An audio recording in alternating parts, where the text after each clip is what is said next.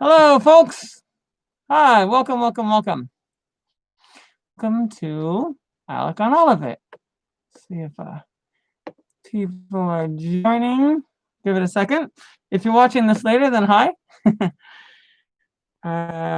Like to give people a second to jump in if they're going to. And I'll send one more little Facebook blast out to say live now.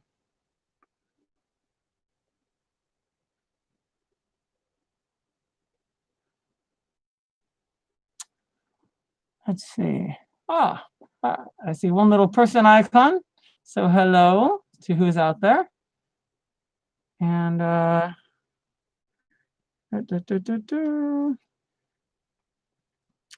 was going to start with talking about Georgia. If you know anyone in Georgia who's willing to vote for Ossoff and Warnock, please reach out to them personally,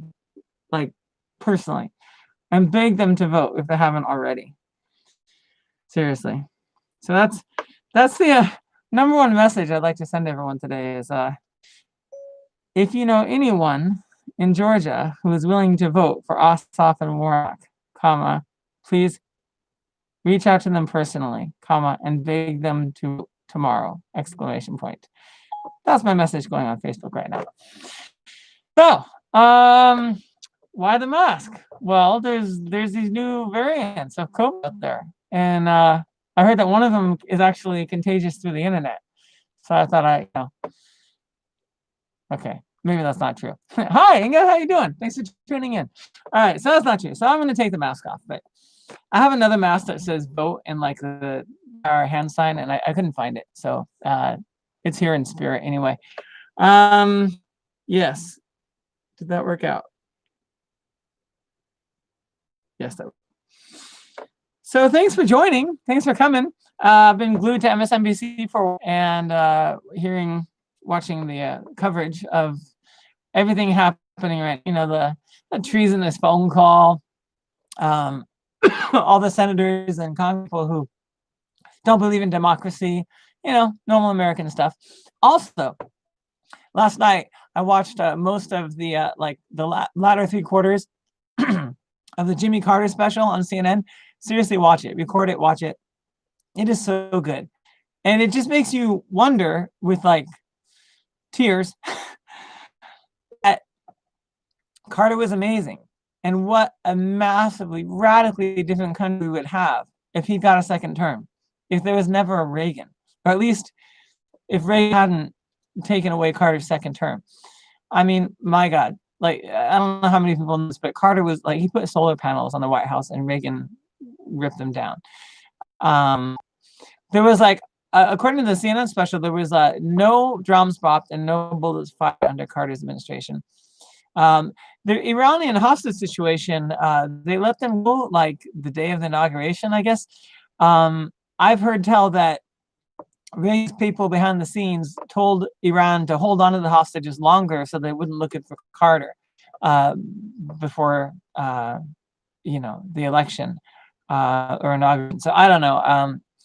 It's such a massively different reality we would all be living in if Carter had 4 more years. And he was honestly, in my opinion, the last decent president we've had, like far and above every single president we've had since Carter. He was just a whole nother level, like a good person, a decent person, honest person, a peace-loving person, and a huge music fan. Inga, I voted for Jimmy. Oh, God. I can only imagine what people who voted for Carter were feeling.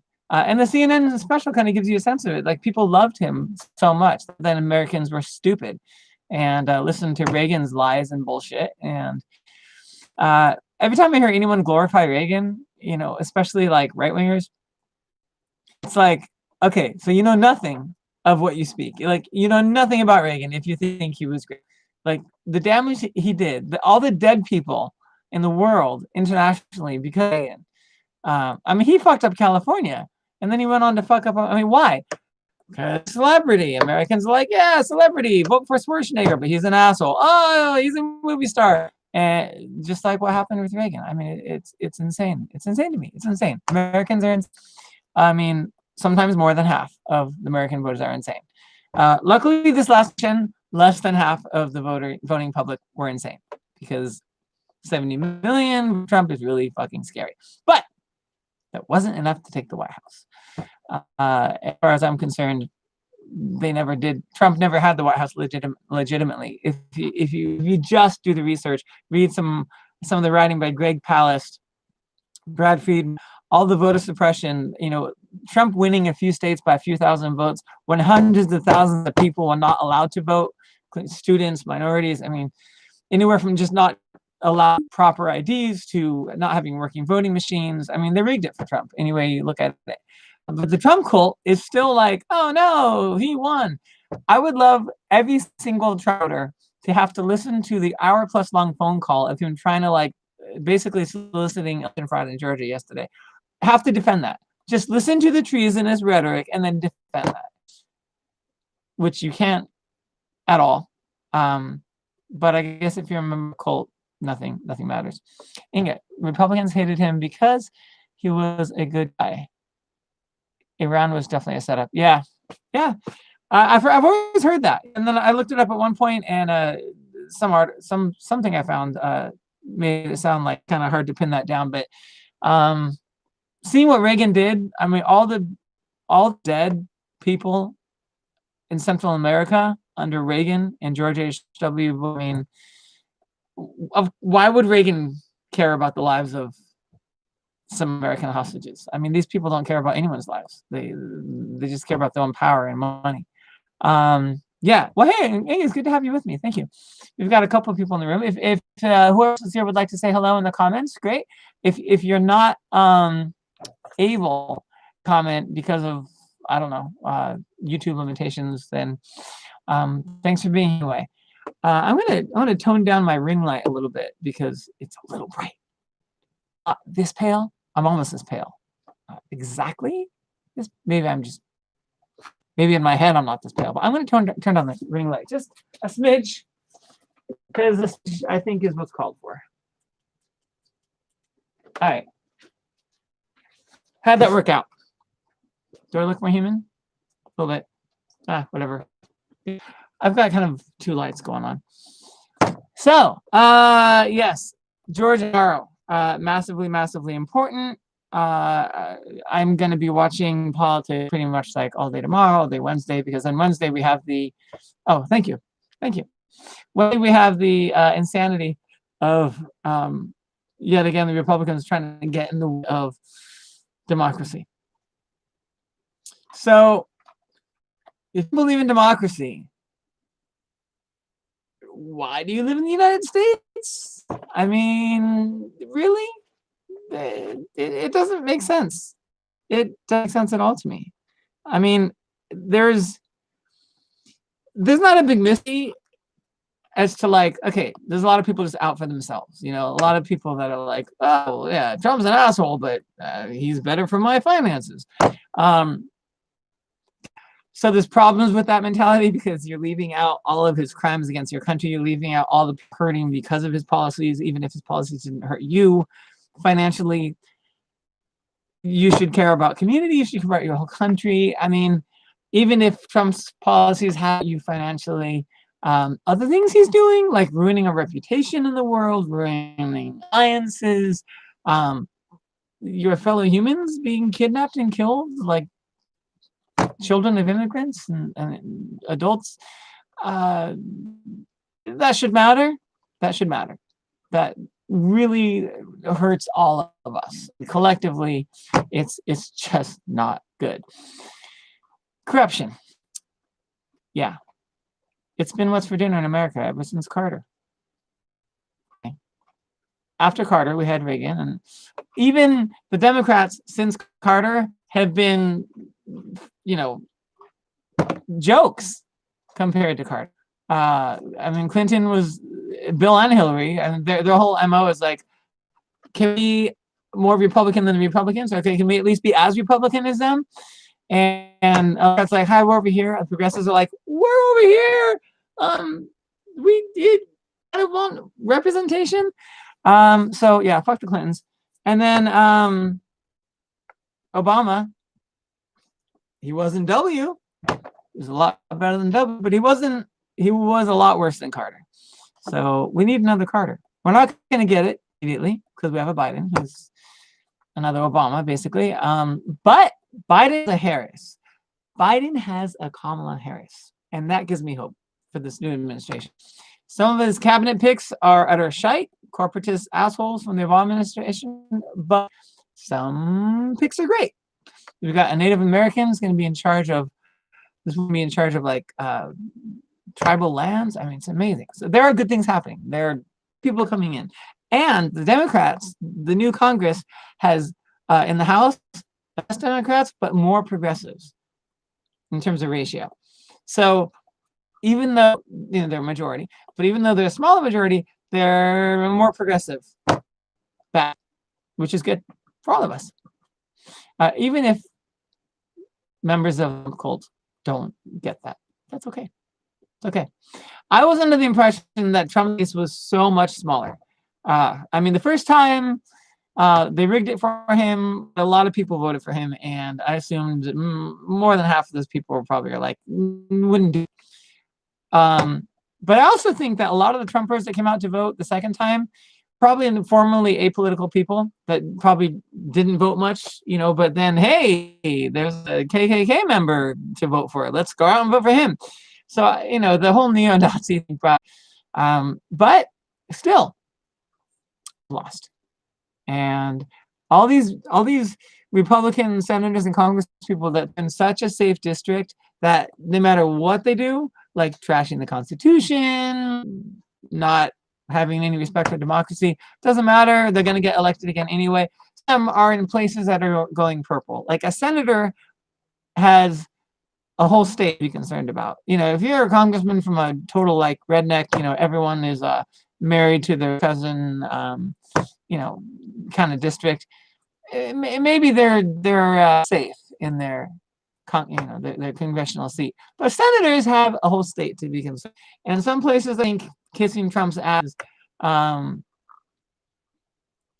it just seems short-sighted, and maybe the long game isn't political. Maybe it's just, hey, like, I when I get kicked out finally by my voters, I want to be on Fox News, or I want to be a lobbyist for some fucking missile producing corporation. Maybe that's the whole thing, because politically, if you're not from a super insanely red Trump culty district or state, how could anyone expect to have a future when they have things on the record like, let's just get rid of the election and just decide that our guy's going to be president again. Let's just ignore the whole vote thing. That's not exactly like, it's like I'm going to go apply for a job at the grocery store, and I have on my record burning down grocery stores and mini markets and like running a big pickup truck into every grocery store or semi I could find on the freeway. I mean, it doesn't exactly look good on your resume. But anyway, Georgia tomorrow. If the Democrats take Georgia, that means they have the Senate by half, and Kamala makes it 51. And then the only real concern is, can they get assholes like Manchin, corporate Democrats that are like Republican light? Can they keep them in line? And that is where people have to put pressure on their elected officials. The people who aren't Trump cult members have to put pressure, and they have to kick these guys out. I mean, please, next time around, can we please get rid of some of these corporate Democrats, these blue dog, whatever. But at least if they have 50, there's a chance, if there's no defections, to get a lot done. So fingers crossed, toes crossed, ears crossed, eyes crossed, but not for too long, because, especially if you have to drive somewhere. Oh, okay, what are we saying? I think the old farts have to die out. They don't want to give power. Nancy Pelosi is Speaker of the House again. Yes, she is. Too many old people who should have retired give up power. Yeah. Jesus. We could do better than Nancy Pelosi.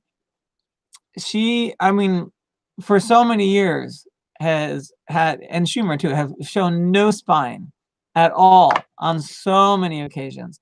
And then once in a while, especially in the Trump era, you know, Pelosi will stand up. Like she'll basically like chastise fellow Democrats for like being blunt or calling Trump out for what he is or any antics against Trump.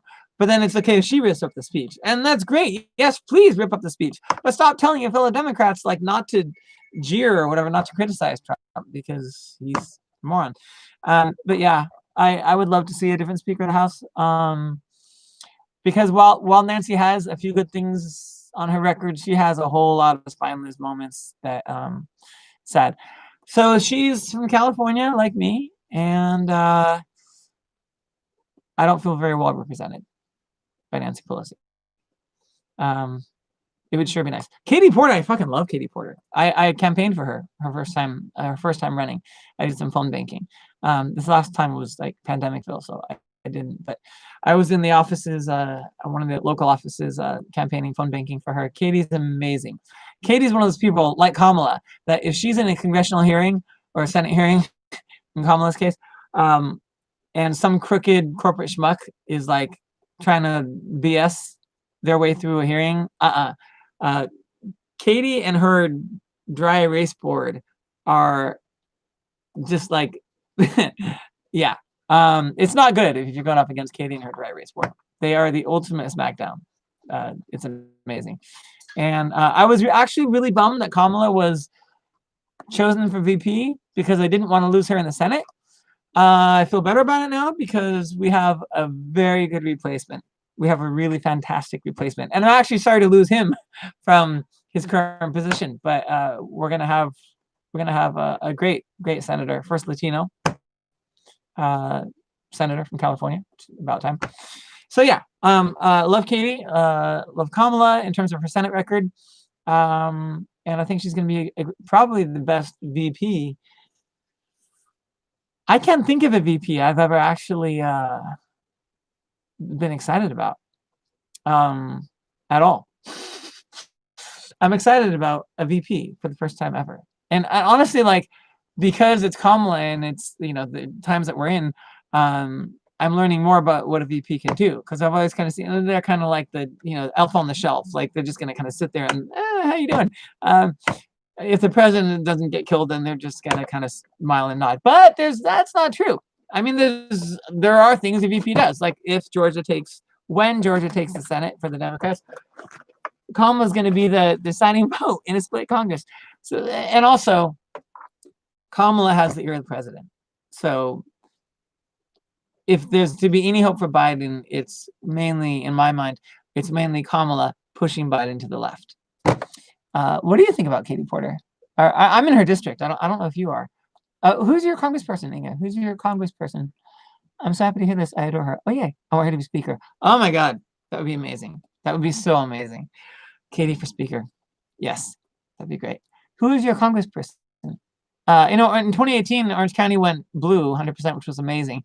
We slid backwards by, I think, 2 seats in this year's election. But there's still one seat out there, I think, in the Midwest somewhere, where the Republicans supposedly won by like 6 votes, but there's like a dozen votes that are still in question. So the Democrats could still pick up a seat. There's an undecided, officially, congressional seat out there.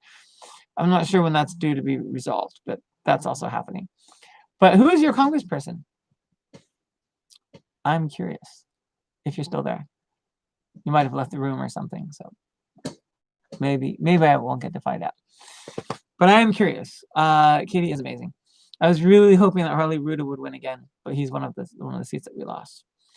I don't know in terms of how much the Congress can do. Because there's less of them. I don't know if they're going to be handicapped in any way compared to the prior numbers. My general impression is that it seems that with the majority of Congress can basically do whatever they want. The Senate is where the filibuster type stuff happens, and that's going to be interesting. I don't know how many tools or how effective of tools the Republicans would have if the 50-50 Senate in terms of blocking stuff. But I mean, even having a 50-50 Senate with a Democrat in the White House and a Democratic VP and a Democratic House is literally going to be the first time since Clinton had a Democratic House and Senate behind him at one point, didn't he? Because Obama never did.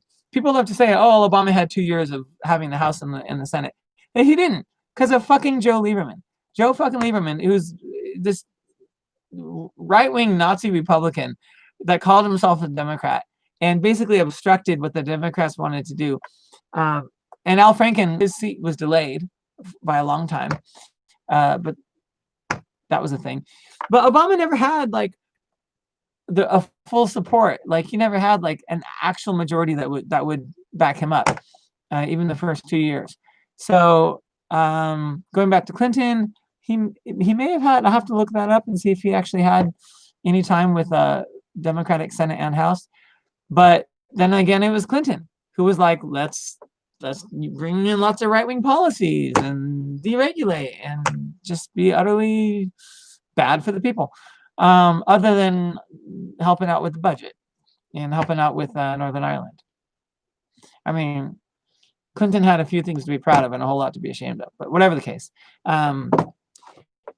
we're on the precipice of such a different America, potentially, all because of the runoff elections in Georgia tomorrow.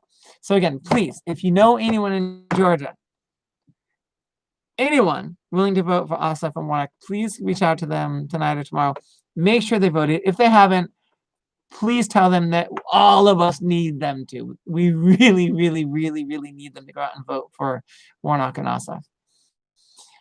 Oh, here we go. Josh Harder, Democrat, Turlock. What is Turlock? Is that a town, or is that someone's name?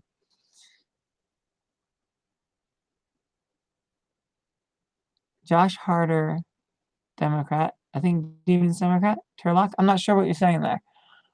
I was asking who your representative is. Turlock is the county seat.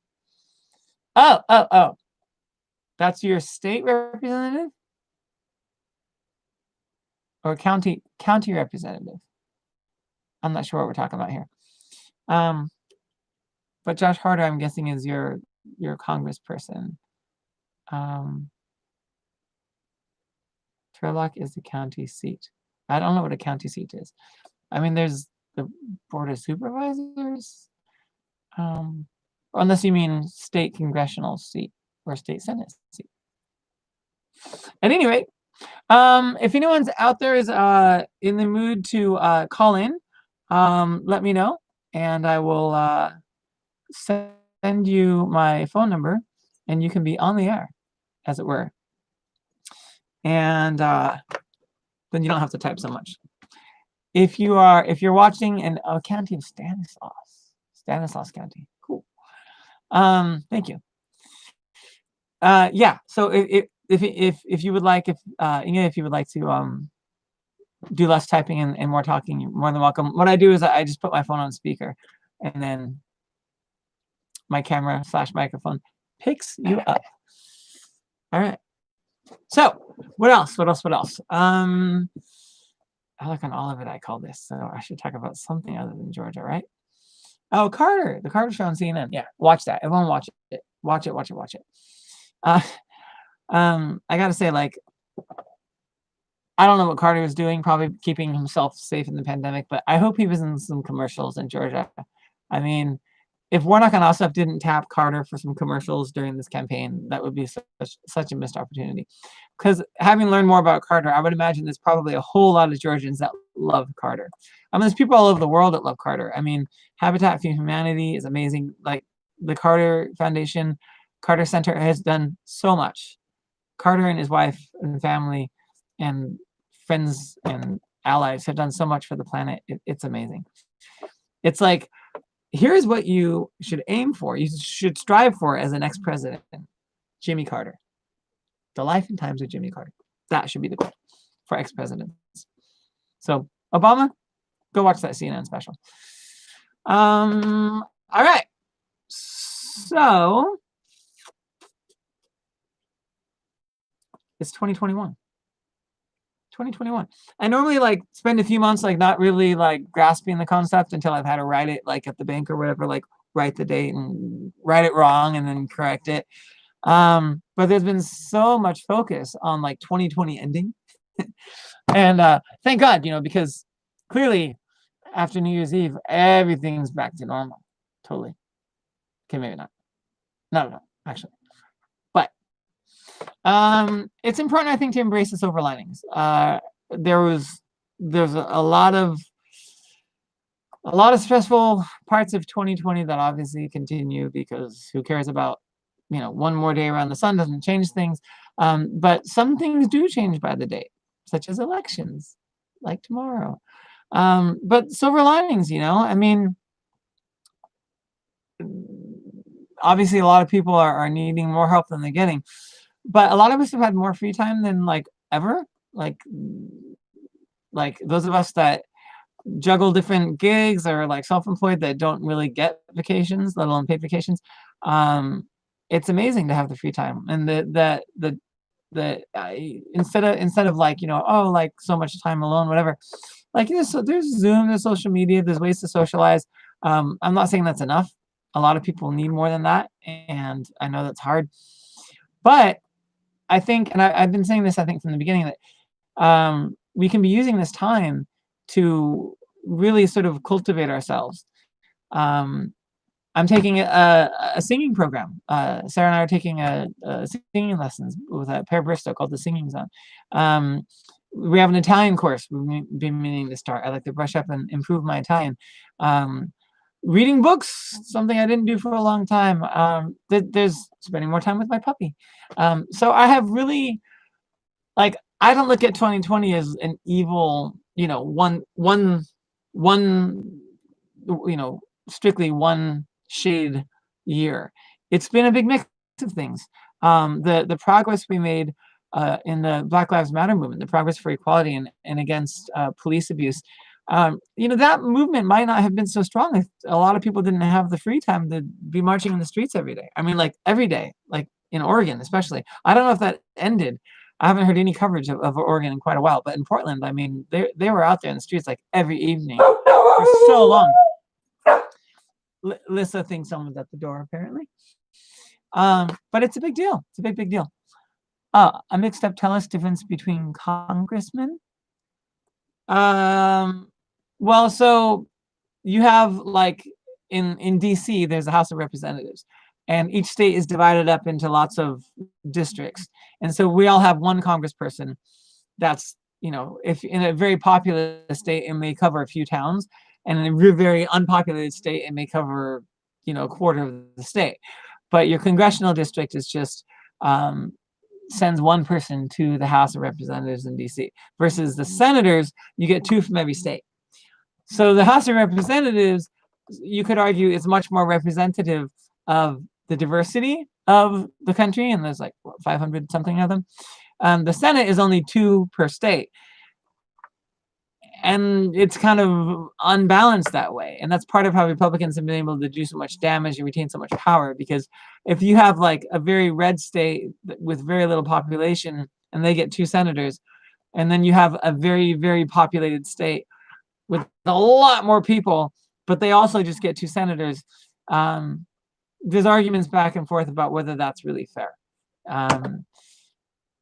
You could have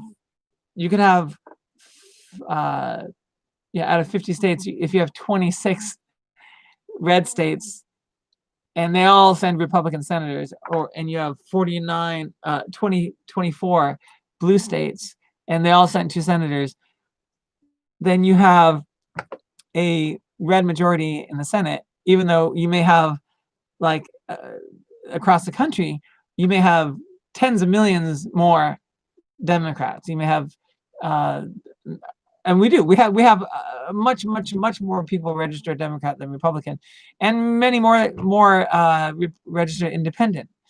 So that the Republicans have you know, between a quarter and a third of registered voters, but they've been running the show for so long, with, you know, cheating their way to do so, gerrymandering and election fraud, not voter fraud, but election fraud. The Electoral College has helped them, but mainly election fraud, but also gerrymandering, all these things, like them having power that they don't deserve, that doesn't really reflect the populace of America, needs addressing. I think getting rid of the Electoral College is certainly important. It's not the only reason Trump's in the White House. People need to understand that the election was rigged. Again, read some Greg Palast, some Brad Friedman. But getting rid of the Electoral College would have solved the problem as well, you know, because then we would have not had Trump. We should have had Bernie 4 years ago, but thanks to Hillary and her minions, it wasn't going to be Bernie. So then it should have been Hillary by voting rights in the general. But God, I was saying how if we'd had Carter for 8 years instead of 4, if we'd had Bernie in 2016, 4 years later, the different country we might have today. Oh my God. I mean, it's amazing to even think about. It's amazing. Well, having Bernie now would be great. I don't know if he would have won in the general this time around, but hey, at least we have Kamala. And hopefully she can push Joe to the left. Yeah. And in terms of the other thing, then you also have your state House and Senate. And so when we vote, we're voting at different times sometimes, but you know, you see on the ballot every 2 or 4 years that you have your state representatives and state senators, and then you have your your federal Congress people and senators, and then some schmuck to put in the White House. So what else is going on? I don't need to propose the only topics, by the way. If there's like anything that you would like to jive about, please, by all means. I think they're all too old to run. I liked Bernie, but he was just another old guy. But I wouldn't say just another. I mean, Bernie's record of, you know, marching for the right causes with amazing, you know, national figures. I mean, his being a democratic socialist and basically not wanting to be part of the Democratic Party, I think that's great.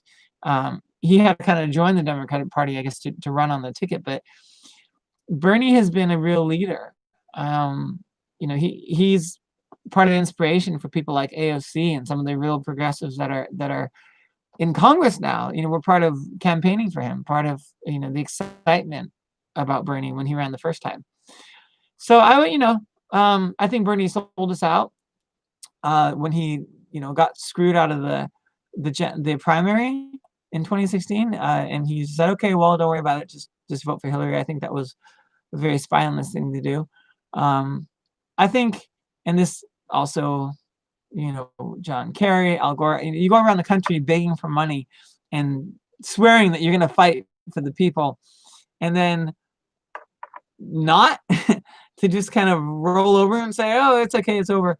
I take issue with that, including Bernie, including Gore, including Kerry. You know, at the time that it got stolen, because W had 2 rigged elections, never legitimately occupying the White House.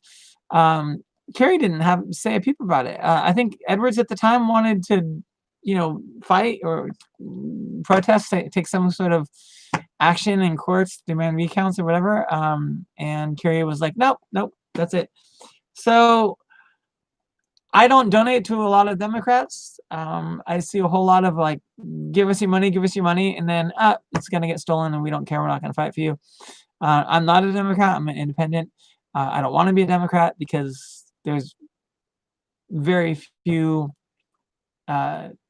Democrats on the national stage that I actually respect, but there are some where there's absolutely 0 Republicans on the national stage that I can respect. 0, big fat 0. I mean, just look at the voting records. People will react to that kind of statement like, oh, well, you're so partisan. Like, no, one, I'm an independent, not a Democrat. But it's not about hating Republicans. I have Facebook friends who are Republicans. I recognize that there are Republican politicians somewhere in the country, maybe, that maybe aren't Nazis. But if you look at the voting records, every single Republican in Congress and in the Senate, you will see that they have been voting against the interests of the American people and against the interest of the planet their entire time in DC. I mean, it's just proofs in the pudding. What's the pudding? Their voting record. So I vote for Democrats a lot, like most of the time. I'd much rather be voting for someone like AOC than someone like Pelosi. So I love that Katie Porter is my congresswoman. I love and respect Katie Porter. I actually feel like I have an amazing Democrat representing me in Congress, and I didn't know that would ever happen. So that's a plus. He's better as an actor. Well, yeah. I mean, Bernie is an amazing senator, and just like I was saying earlier, like I would have been bummed to lose Bernie or Liz Warren and Kamala from the Senate, although Kamala's getting replaced by a fantastic new senator. Bernie leaving the Senate would have been kind of sad for the Senate, but maybe he would have been replaced by an amazing progressive. You know, it all depends on what the governor does and then the next election. But yeah, I mean, Bernie is certainly he's got a voice, he's got a platform. He's helped push things, I think, to the left. I mean, clearly the Democratic Party, the DNC, doesn't take Bernie seriously and tries to kind of push him out of the way all the time. But he has added to the national conversation. He's added a lot. So I'm grateful for that. Very grateful for that. I just realized I still have a Santa hat here. I didn't do one of these broadcasts like right around Christmas time, or I guess I could have worn one of these. That needs to get put away. Anything else out there anyone wants to chat about other than what we've covered so far?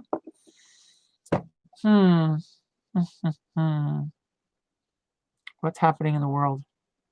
Oh, well, there's something called COVID, I guess, happening in multiple forms. And multiple forms in America. There's some guy in Colorado had it that hadn't traveled. Someone in San Diego apparently has it that hasn't traveled. So there's that.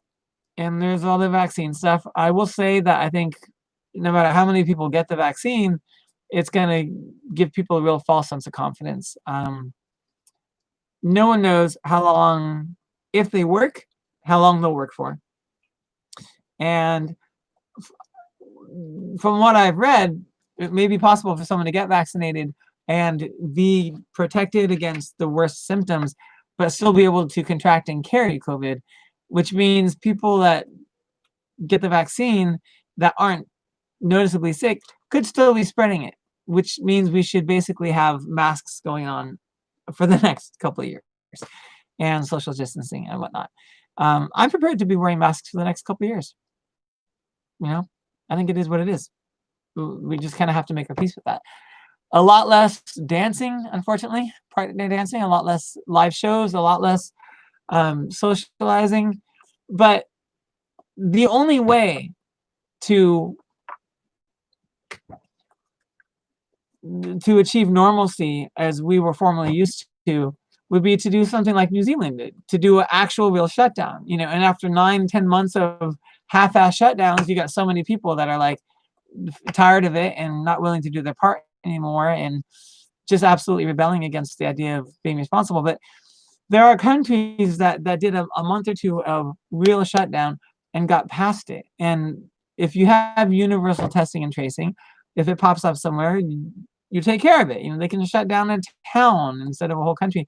I mean, there are ways to handle a pandemic, and we haven't done it. And it's not likely that we will. And if that remains the case, then the USA is basically destined to keep having a pandemic until some unforeseen circumstance or remedy. It could just evaporate, I guess, at some point. Like some things, some viruses have just kind of seemingly run their course and disappeared. That'd be great.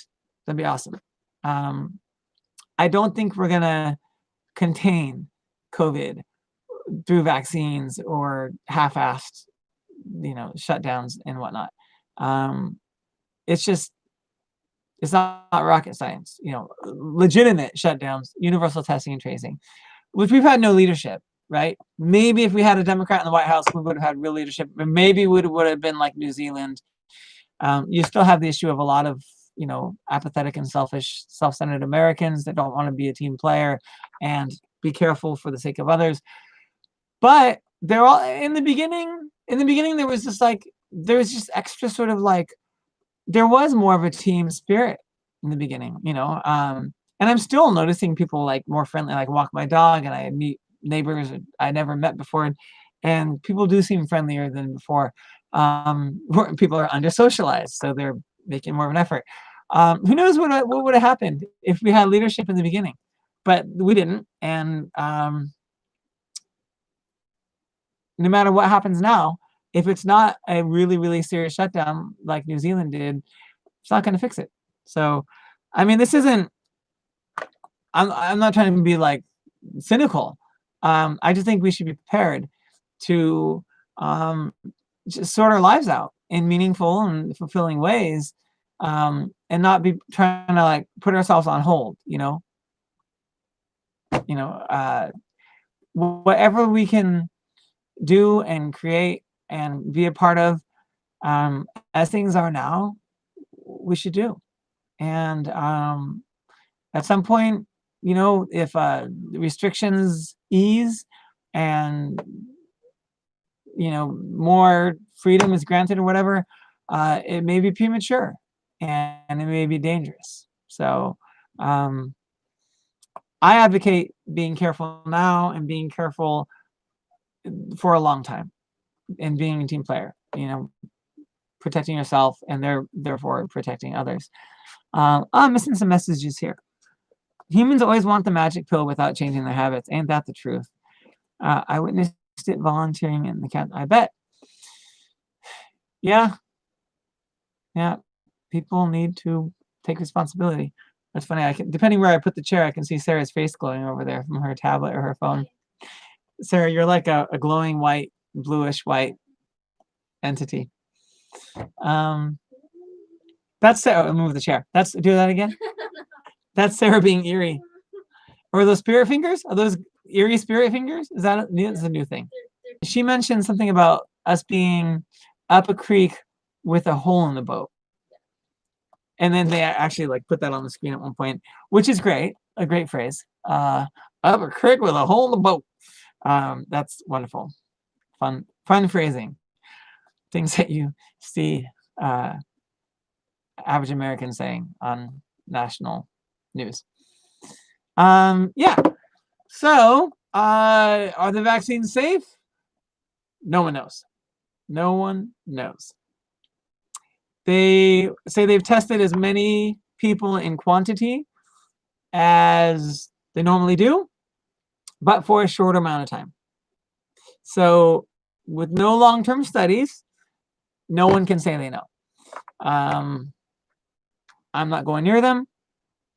I certainly hope they're safe. I hope everyone that gets one, well, clearly not everyone that's getting one has been free of adverse reactions. We only have, we only have to let studies happen over time. Statistics get collected over time to know the percentage of people receiving vaccines that can be adversely affected. I certainly hope that there are no long-term side effects. I hope they don't kill anyone. I hope they don't damage anyone long-term. They have been damaging some people, at least short-term. I don't know if everyone's recovered from the symptoms that they've had, complications from receiving the vaccines.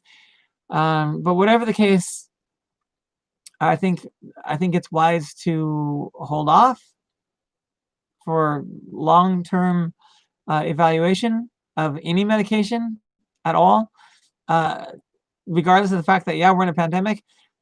We can take measures to not expose ourselves and expose other people, without getting a vaccine. There's a lot of people getting it, so there will be long-term knowledge in time. For those that I know and care about, I would recommend holding off and watching the long-term reports Look up swine flu vaccine. Swine flu vaccine. I can't do that right now. But I'm not sure. Will you give me context on that in regarding the swine flu vaccine? Are you talking about the adverse effects, like the damage that it did to people? I mean, there are lots and lots and lots of people that have been damaged, of all ages. They've been damaged and even killed by vaccines. But Reagan, again, Reagan beat Carter, unfortunately. In 1986, Reagan passed a law saying that you can't sue vaccine makers. You can't sue pharmaceutical companies for vaccine damages. So how motivated are they to do things right, to do things safely? They can't get sued. Can you imagine if Ford was protected by like a law, by presidential decree, by a law enacted that said they cannot be sued no matter what, and anyone that's hurt by a faulty car can only sue the government, which then the taxpayers are liable for those damages, and no matter what happens, you can't hold Ford accountable. I mean, we do hold car companies accountable for faulty products, airbags, whatever. It's kind of the way any business should work, but that's not the way the vaccine industry works. And since that law was passed, gobs and gobs of new vaccines have been invented and recommended, and even put in the category of must-have. And you have doctors who get a lot of money for, dispensing vaccines, taking a lot of money to recommend and advocate for certain vaccines, like many more than were than existed or were considered necessary pre-1986. They want to shoot people full of so many vaccines now, and there's so many more coming down the pipeline. And the fact that the magnification of vaccines being created and being mandated in some cases, and being advocated for by doctors has increased so much since vaccine 1986. Vaccine makers were given a free pass. No one can sue them. I mean, it's not good. It's not intelligent. The fact that you can't send your kids to public school in California if they're not vaccinated is kind of disturbing. I mean, you pay taxes, but can't send your kid to public school if they're not vaccinated.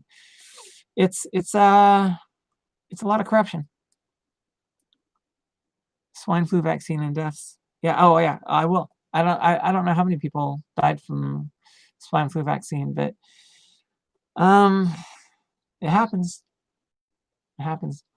And it shouldn't be a controversial thing to talk about.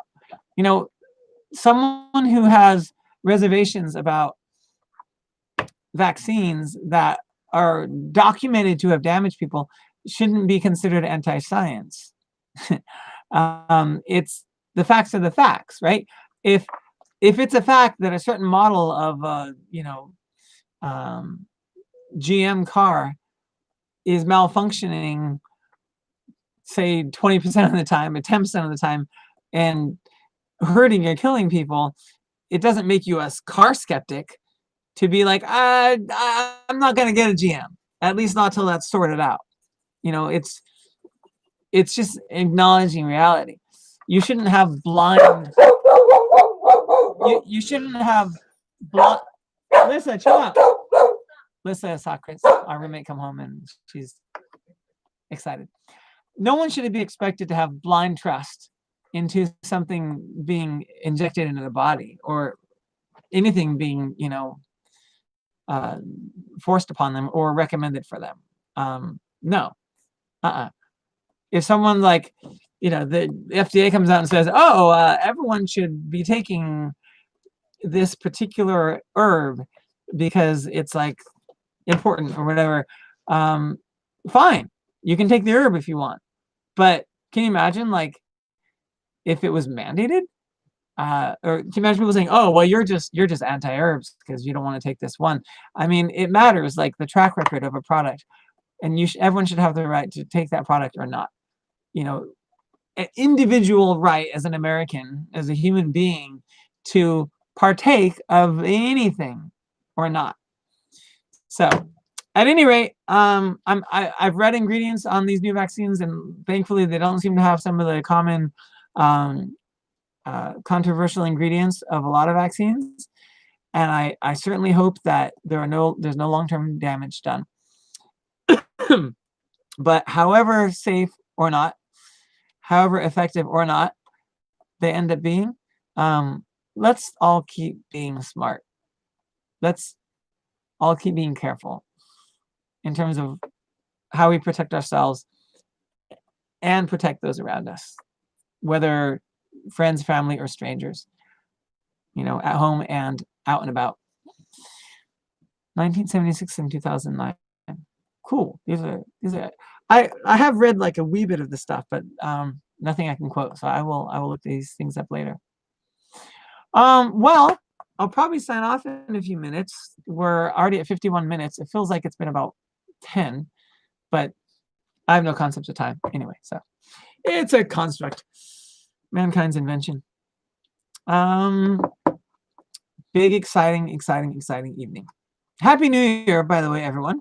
Happy New Year. This is the first live stream of the year. I did 4 of these clearly because this is the 5th one, and I would like to keep doing these. It's not always weekly, but if you'd like to know when the next one is, look for it on Facebook, because that's chiefly where I promote these and announce them. This channel, whether you're watching this right now or later, not this video, not this live stream, but this channel, one of my YouTube channels. If you could please subscribe to the channel, and like this video, great, thank you. That helps the algorithm gods and whatnot.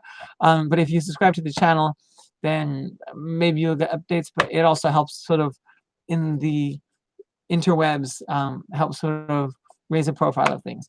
So liking this video is much appreciated. Subscribing to the channel itself that this is on, which is just under my name, Alec Markin, then that is also awesome. And you'll probably get alerts if you do. You'll probably get alerts of when the next one is scheduled. But I'm going with a Monday evening at 7:30 p.m. thing, assuming I have time in any given week. And I love the interaction. So thank you. Thank you for typing with me tonight. And people are always welcome to get on the phone. I can put it on speaker, and it's picked up. And my friend Julie did that recently. We had a nice long chat conversation. Let's see. On a bright note, there's so much going on, like artistically still, like artists putting out amazing music, whether live stream concerts or just new music out there, music videos, and film is coming back. I worked on a TV show as an actor in November in 2020 of all years. I got an acting gig on a TV show. So the film industry, both for television and for the movies, have sort of braved the pandemic in ideally in a bubble kind of way, and had pretty good success.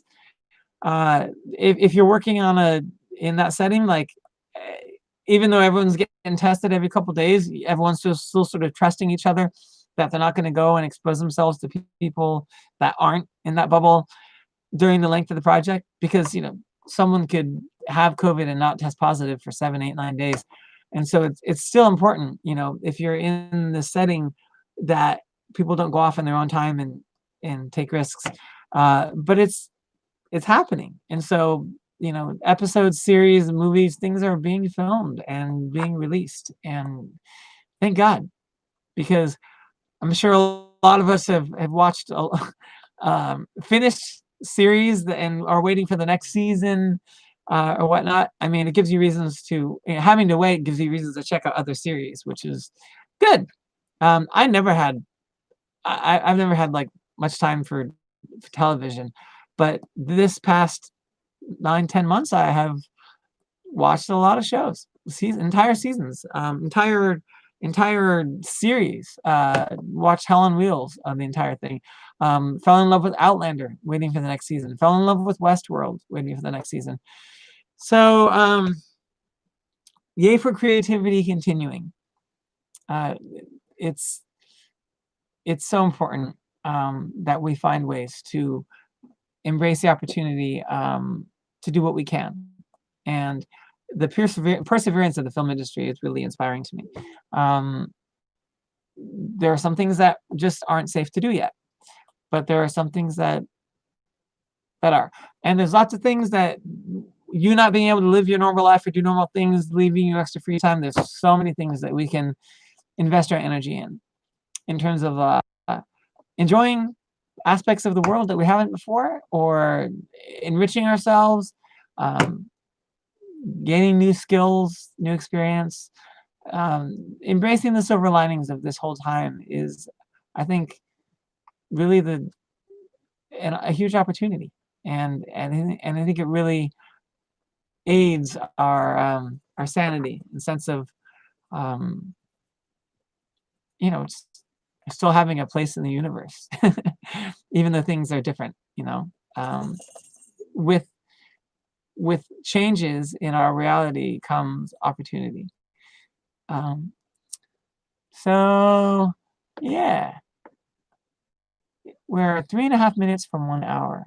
So what I'm going to do here is I'm going to juggle for the next 3 minutes. I'm going to juggle a Santa hat and a little bat Halloween-y thing, and a bottle of frankincense essential oil. Okay, so hopefully I can entertain you for 3 minutes by juggling. I just remembered I don't know how to juggle. Well, okay, never mind. I'm not going to juggle. I can sort of juggle like 2 balls with one hand. I kind of understand the idea of juggling 3 things at the same time, but I wouldn't do it on camera yet. Oh, you too. Have a good night. Thank you for joining, and Happy New Year. And may we all wake up Wednesday morning with a Georgia with 2 Democratic senators, and a Congress that's 50-50, and a country that finally actually has the ability, assuming the new guy in the White House has the intention, the ability to go forward and make progress in meaningful ways. That's good for everyone of this nation and everyone in the world. I have hope. I have hope that the Democrats can take Georgia tomorrow. And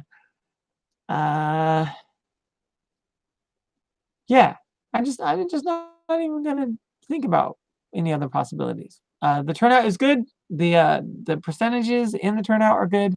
So again, let's put positive energy into that, into us having a 50-50 Congress with Kamala reigning as queen over everything that comes up in it. And yeah, keep doing what you're doing. Thank you for tuning in. If you're watching this later, not live, thanks for watching. And please tune in again in the future. If you can catch it live, please interact, whether through comments or if you want to get on the phone with me and be an on-air guest, then that's super fun for me. I am still doing the Love and Isolation performances. I've done 85 of them, I think, now. And that's on Facebook. So if you go to my Facebook page and you go to the videos folder, you could see all of those. Probably most of the videos in my video folder on Facebook are probably now the Love and Isolation performances, which are one-off. It's a song or a joke or whatever it is. Most often some sort of a musical performance that I do live streaming on Facebook. So that about wraps it up for Alec on all of it. Number 5, I will create a new link for number 6, and I will create a Facebook event page to advertise it. If you're a subscriber to this YouTube channel, you'll probably get an alert, I hope. And again, if you're watching this later, if you could like this live stream and also subscribe to the channel itself, that would be absolutely fantastic. Some of you know I have other YouTube channels under different names. One under my old my old folk rock band Deep Stirrings, and one under the name Swingerbat, which is that one has most of my like swing band stuff and swing dancing performances and stuff like that. This one I just have under my own name because I'm only using it for these live streams. The first of these I think was under the other channel, but they're all on this one now. So that's it. We're over an hour. Not that this necessarily has a expected amount of time, but thanks for being here. Thanks for tuning in. Lots of love and democracy and motivation to you. Power to the people. Let's go, Georgia. All right. With that, I say good night.